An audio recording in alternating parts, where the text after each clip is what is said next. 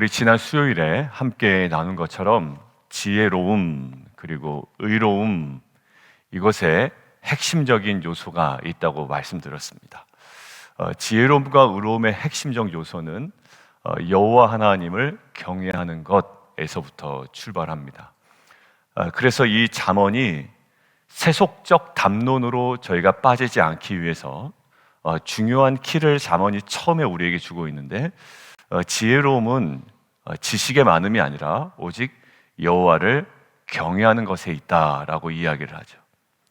그러니까 한없이 세속적인 담론으로 나갈 수 있습니다. 오늘 본문만 하더라도 언어 생활과 안전, 그리고 정직과 안전, 우리의 입을 조심스럽게 다루고 우리가 정직해야 되고, 이러한 세속적인 담론으로 갈 수 있지만, 사실 잠언은 그 세속적 담론으로 가기 결정적인 그 전에 하나님을 경외하는 것이 지혜로움이고 의로움의 가장 근본적인 자리다라고 이야기를 합니다. 수요일에도 그 관점에서 우리가 풀어나갔고요, 오늘도 마땅히 그래야 합니다. 여러분들, 여호와를 경외한다라는 것은 결국 다른 한편으로 어떤 모습을 요구하고 있을까요? 그냥 우리가 여호와를 경외하면 됩니까? 괜찮아요. 여호와를 경외합니다라는 고백으로 여호와를 경외할 수 있습니다. 그런데 저는 그러한 말과 우리의 외형적인 모습으로 여호와를 경외하는 것이 충분하지 않다라고 생각이 됩니다. 여러분, 예배 때 두 손 든다고 그것이 여호와를 경외하는 겁니까? 아니요, 습관적으로 들 수도 있습니다. 그보다 더 중요한 게 뭘까라고 할 때, 더 중요한 건 오늘 2절에 나오는 겸손이라는 단어예요. 이게 구약 성경에 딱 2번 나오는 단어이기 때문에 오늘 좀 주목을 해봅니다. 학자들도 주목하는 단어고요.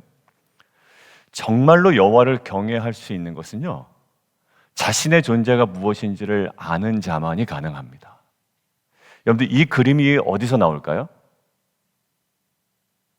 창세기의 4장에 셋의 아들이 이름이 어떻게 지어졌는지를 우리에게 설명하는 그 본문에서 정확하게 다루고 있습니다.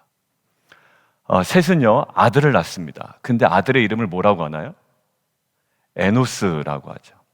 근데 그 에노스라는 이름의 뜻을 성경에 나와 있지 않지만, 그 에노스라는 뜻이 연약함이라는 뜻이었고요, 그리고 깨지기 쉬운이라는 뜻이라고 했습니다. 자기의 아들의 이름을 연약하고 깨지기 쉬운 존재라고 인식하고 이름을 붙일 때에 비로소 그때 무엇이 이루어졌다? 그들이 여호와 하나님의 이름을 불렀다라고 되어 있습니다. 언제? 그들의 존재가 어떠한 존재인지를 정확하게 깨달았을 때, 그때에야 비로소 여호와 하나님의 이름을 불렀다라는, 그때서야 예배가 이루어졌다라는 것이고, 그때서야 여호와 하나님을 경외할 수 있었다라는 겁니다. 여러분들, 누가 절박하게 부모의 이름을 부르고 소리를 지릅니까? 자신의 존재가 지금 위험하고 급박하며 어려움 가운데 빠져 있다는 것을 아는 자식들이 부모의 이름을 안 부르죠. 부모를 다급하게 부릅니다. 여러분들, 창세기에서도 자신의 존재, 인간의 존재가 어떠한 존재인지를 정확하게 깨달을 때, 그때서야 비로소 여호와 이름을 부를 수 있다라고 이야기합니다. 우리의 예배가 사실 예배다움을 회복하기 위해서는 더 먼저 우리 안에 이루어져야 되는 것이 있는데, 날마다 우리가 어떠한 존재임을 정확하게 깨닫는 거죠. 여러분들, 겸손이라고 할 때 그러면 겸손해야 되겠다라고 하기가 쉽잖아요. 그래, 겸손하자.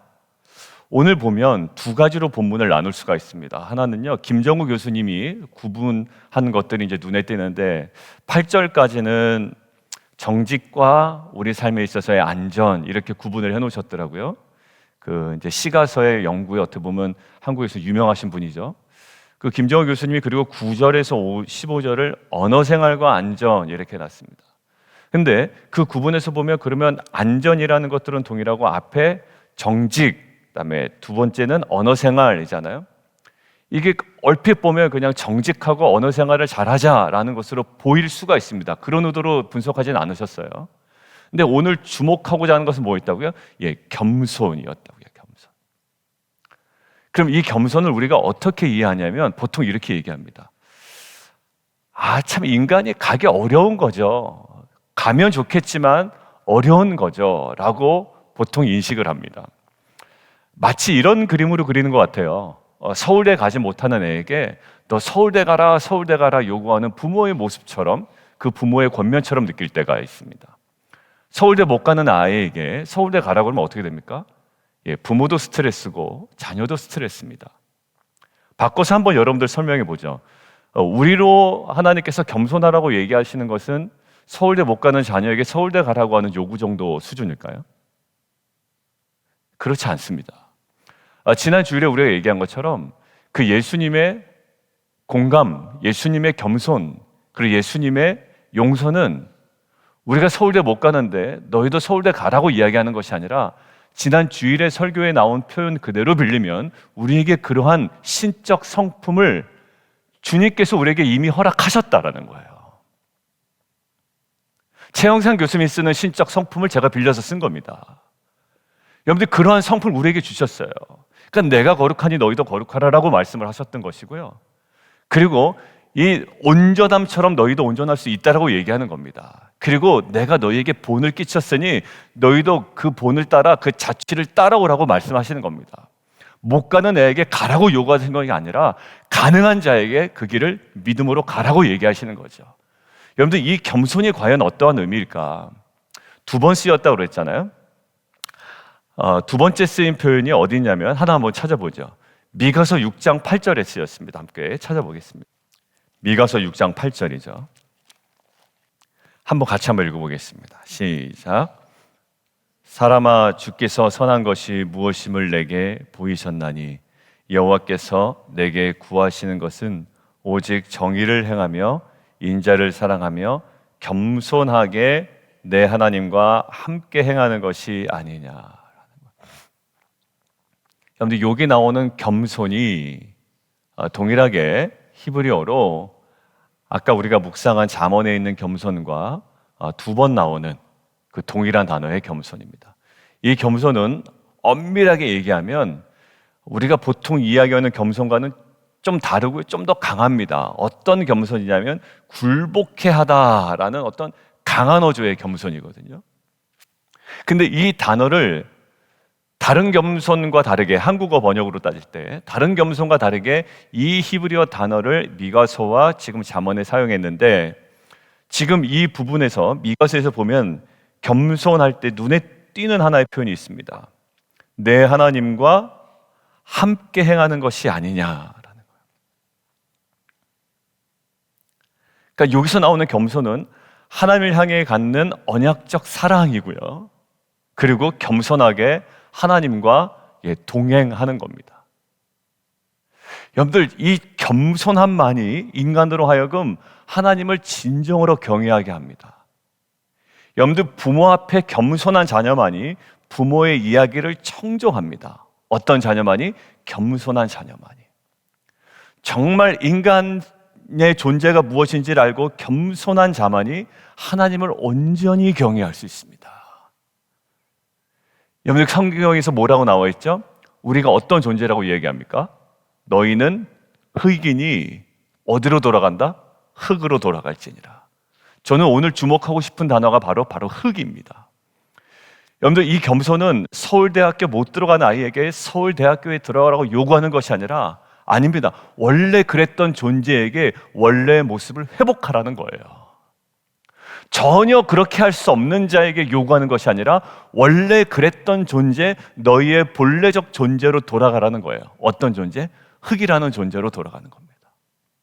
비참해 보일 수 있습니다. 그러나 우리의 원래 존재였던 흙으로 우리의 존재와 생각이 다시금 돌아갈 때, 그때 가장 하나님을 영광스럽게 경외하고 높일 수 있는 예배 자리가 우리 안에 회복되는 줄 믿습니다. 여러분들 그때 일어날 수 있는 일이 뭘까요? 속이는 저울을 사용하지 않습니다. 1절에 보면 다 단편적인 얘기 같지만 그 우리가 어떤 존재인지를 아는 자와 모르는 자의 특징이 지금 대조되고 있는 거예요. 여러분들 속이는 저울, 공평한 추, 무엇을 옮깁니까? 기준을 옮기죠. 이럴 때는 이러한 기준, 저럴 때는 저러한 기준을 옮기는 자예요. 근데 삶의 기준을 옮긴다는 건 뭘까요? 하나님을 경외하지 못하는 자이며 자신의 흙이라는 존재임을 깨닫지 못하는 자죠. 왜? 내가 주인되니까 기준을 이랬다 저랬다 하는 겁니다. 여러분들 2절에 나오는 교만은 어떤 겁니까? 겸손한 자가 아니라는 거죠. 자기가 왕입니다. 내가 기준입니다. 내가 기준이니까 똑같은 죄인임에도 불구하고 교만함으로 사람을 대합니다. 여러분 12절 보십시오. 지혜 없는 자죠. 그러니까 하나님을 경외하지 않는 자죠. 그 하나님을 경외하지 않는 자는 특별히 모르던 자라고요. 겸손하지 못한 자, 자신의 흙됨을 인정하지도 깨닫지도 못한 자예요. 하는 일이 고작 뭡니까? 그의 이웃을 멸시합니다. 자신도 흙인데 흙이라고 놀립니다. 그리고 13절 두루 다니며 한담이나 합니다. 뒷담화나 합니다. 사람들 다 모아놓고 뒷담화하는 거예요. 결국 뭐죠? 나는 그렇지 않은데 쟤네들은 왜 그래? 라고 자신의 존재 가치를 뒷담화하면서 높입니다. 듣는 사람 엄청 불편한데 말이죠. 남의 비밀을 누설하나 신실한 자는 무엇은 그것을 숨긴다. 가서 오히려 도와준다. 왜? 나도 흙이고 너도 흙이기 때문에 누가 뭐라고 이러쿵저러쿵 할 수 있는 문제가 아니라는 겁니다. 여러분들 이것이 단편적인 하나의 세속적 담론으로 보이지만 잠언은 우리에게 무엇을 하나 찍고 가냐면 여호와를 경외하는 것이 지혜의 근본이다라고 얘기했고, 오늘 이야기하는 이 겸손을 이야기하면 겸손은 한없이 낮아지는 것을 이야기하지 않아요. 겸손은 한없이 낮아지는 세속적 담론이 아닙니다. 이 겸손은 뭐죠? 겸손은 인간 본래의 자세를 깨닫는 겁니다. 인간 존재의 의미를 다시금 깨닫는 거예요. 흙됨, 연약함, 깨지기 쉬운 이것들을 진리 안에서 깨닫는 겁니다. 여러분들 목이 곧아진다는 것은요, 그 자리를 놓치는 거예요. 강요하고 압박하고 뒤에 모여서 그냥 한담이나 하고 비밀을 누설이나 하고, 이것은요 낮아지지 못해서 문제가 아니라 인간 본래의 의미나 존재 가치를 깨닫지 못한, 지혜롭지 못한, 하나님을 경외하지 않는 영적으로 완전 무지하고 무식한 인간들에게 나타날 수밖에 없는 삶의 방식이라는 거예요. 여러분들 인간을 나타내는 흙, 티끌이라는 표현은 낮아진 인간의 상태를 나타내는 것이 아닙니다. 더 낮아져라라고 요구하는 것이 아니라 인간의 본래의 모습을 우리에게 다시 한번 선명하게 알려주는 단어입니다. 결국 겸손은 뭘까요? 우리가 어떠한 존재인지를 정확하게 깨닫고 올바르게 인식하는 그 상태를 이야기합니다. 셋의 아들 누구라고요? 에노스. 연약함, 깨지기 쉬운 그때서야 비로소 여호와 하나님의 이름을 불렀더라.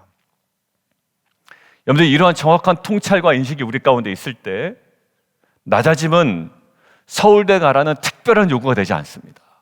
나는 서울대 못 가는데 자꾸 서울대 가래 교회에서. 아니에요. 이것은 뭡니까? 특별한 것이 아니라 당연한 것이 됩니다. 반드시 우리가 가야 하는 자리입니다. 왜? 흙인데 흙됨을 자꾸 인정을 하지 않으려고 할 때 생기는 것이 교만이고 하나님과의 거리두기이며 우리의 온전함이 깨어지는 것이죠. 결국 겸손한 자에게 뭐가 따른다? 지혜가 따른다는 말은 자기 본래의 모습을 정확하게 알아가는 것이 지혜라는 거예요. 여러분들 오늘 보면 굉장히 다 단편적으로 끊어진 것 같지만 학자들은 1절과 8절을 구분하고 9절과 15절을 구분하고 거기에 공통적인 이야기를 나누고 이 모든 것들을 분석합니다. 자, 그렇지만 잠언을 묵상할 때 우리가 항상 놓치지 않아야 되는 것이 있어요. 우리가 9시 기도회 때도 얘기하죠. 세속적 담론이 아니라 하나님을 경외하는 참된 지혜가 우리 가운데 회복되게 하여 주옵소서. 어제 수요일에 우리가 강조했던 건 뭡니까? 하나님의 주인 되심이었죠. 하나님의 주인 되심 속에 어디? 시간적 의미에서의 주인 되심. 하나님 뭐가 되신다? 시간을 주관하고 계신다. 이 시즌을 다루고 계신다. 낙엽이 휘날리는 것이 왜 나한테 경이로움이에요? 먼지도 흩날리는 것도 보는데 왜 그것은 경이로움이 안 되고 이 낙엽이 흩날리면 경이로움이 됩니까? 네, 저에게 어떤 묵상이 되었다고 그랬죠? 이 시즌에만 볼 수 있는 광경이었고, 아, 이제 겨울이 다가오는구나 라는 것들을 그 광경을 통해 저로 하여금 깨닫게 하는 거예요. 여름에는 뭐 합니까? 수요일 본문에 여름에는 걷어야 돼요. 추수 때 자면 안 됩니다. 그 시즌에 맞는 행동이 있다라는 거예요. 이제 그거 그만해야 됩니다. 미련두고 하고 싶죠.